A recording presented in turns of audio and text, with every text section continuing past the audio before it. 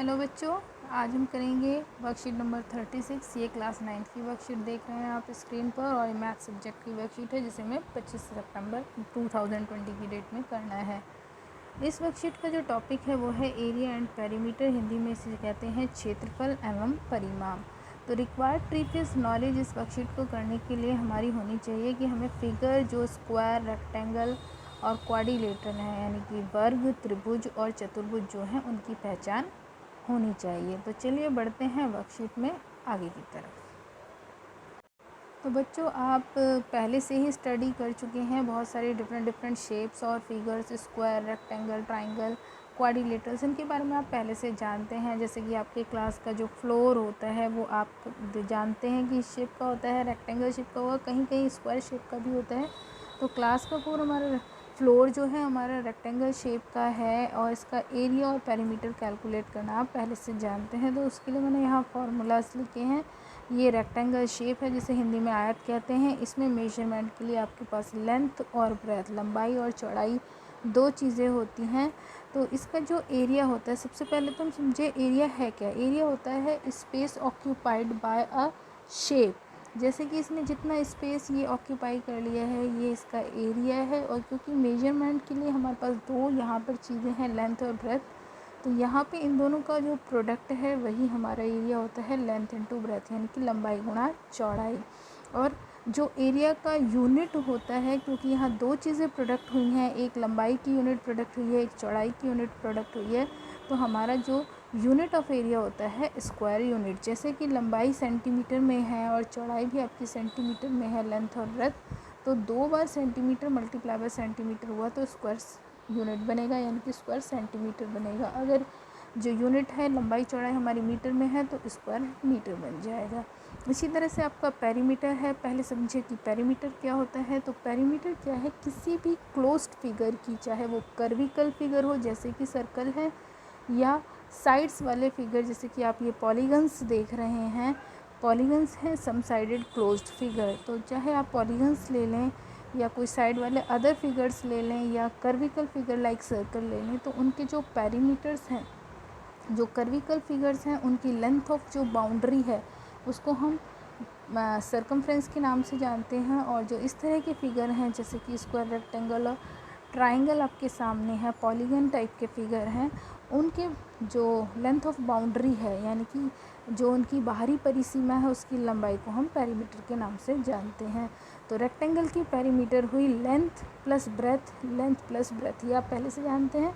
तो दो बार लंबाई और दो बार चौड़ाई, तो यानी कि 2L प्लस B, और यूनिट होगा इसका सेंटीमीटर मीटर, यानी कि यूनिट इकाई।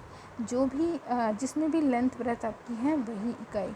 इसी तरह से आपका स्क्वायर है, एरिया ऑफ स्क्वायर हुआ। एरिया में जो स्क्वायर है उसमें चारों साइड आपके इक्वल होते हैं, एंगल 90 के होते हैं। ये आप पहले से ही इन फिगर्स के बारे में जानते हैं। तो एरिया ऑफ स्क्वायर हुआ आपका side into side square centimetre square unit, और पेरीमीटर हुआ 4 इंटू साइड। इसी तरह से ट्राइंगल के लिए 1/2 base into height, and perimeter हुआ सम ऑफ ऑल साइड्स।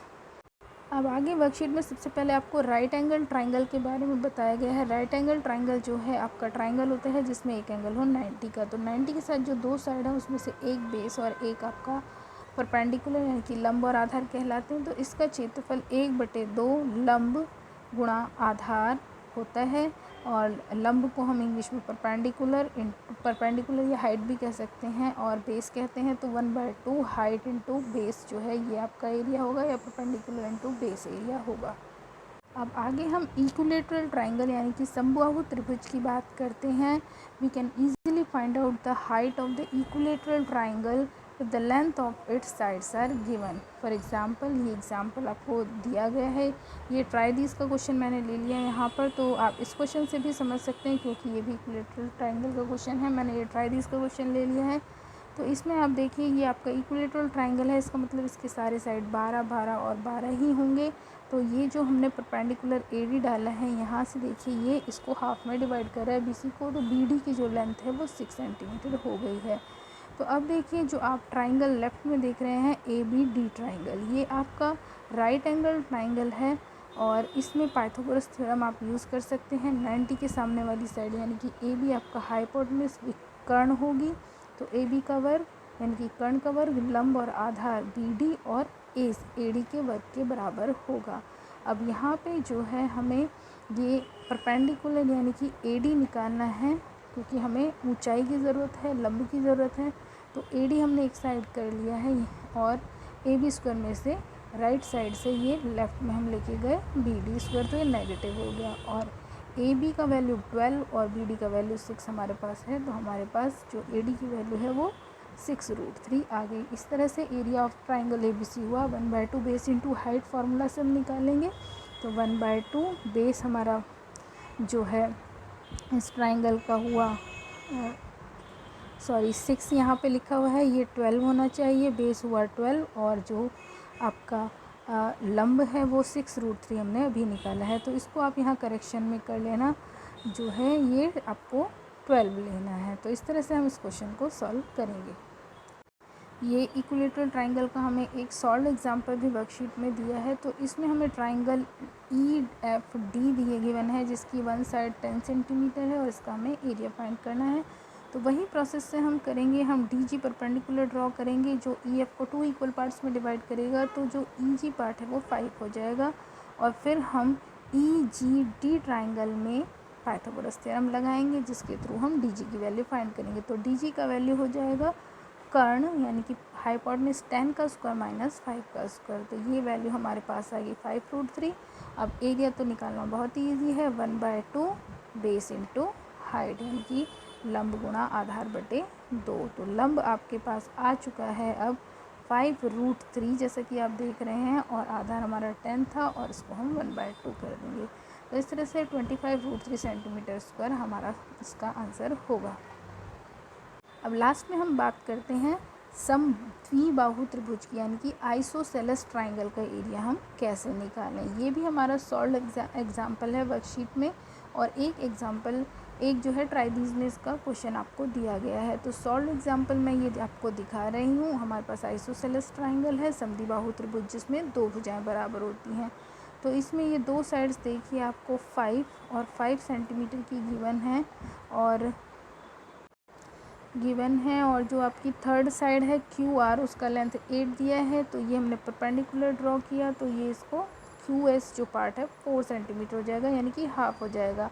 अब अगेन जो हमारा ट्राइंगल लेफ्ट हैंड साइड में आप देख रहे हैं PQS, इसमें हम पाइथागोरस थ्योरम लगाएंगे। तो 90 के सामने यानी कि 5 जो है ये आपका कर्ण यानी कि हाइपोटेन्यूज होगा। तो कर्ण यानी कि PQ में से आप QS का स्क्वायर माइनस करेंगे, तो आपके पास परपेंडिकुलर लंब PS की वैल्यू आ जाएगी, जो कि हमारे पास आएगी 3 सेंटीमीटर, यूनिट सेंटीमीटर में हमारे पास। तो एरिया ऑफ ट्राइंगल हम 1/2 बेस इंटू हाइट, यानी कि बेस हो गया हमारा 8 और हाइट अभी हमने 3 निकाली है, तो 1/2 बेस इंटू हाइट करके 12 सेंटीमीटर स्क्वायर होगा। तो आइसोसेलेस ट्राइंगल का एरिया फाइंड करना भी बहुत ही ईजी है। तो इस तरह से ट्राइंगल का फॉर्मूला जानते हुए और पाइथागोरस थ्योरम का यूज़ करते हुए हम सभी तरह के जो ट्राइंगल्स हैं उनका एरिया निकाल लेंगे, जिससे चाहे वो इक्विलेटरल ट्राइंगल हो, चाहे वो आइसोसेलेस ट्राइंगल हो, या फिर कोई हमारा राइट एंगल ट्राइंगल हो, तो हम उसका एरिया भी फाइंड कर सकते हैं। तो ये सब हमें इस वर्कशीट में गिवन था। अब ट्राइंगल्स का क्वेश्चन नंबर 2 आपका है यहाँ पर, तो वो आप खुद करिए। आई होप गाइज आपको वर्कशीट समझ आई होगी अच्छे से। Thank you for watching my video.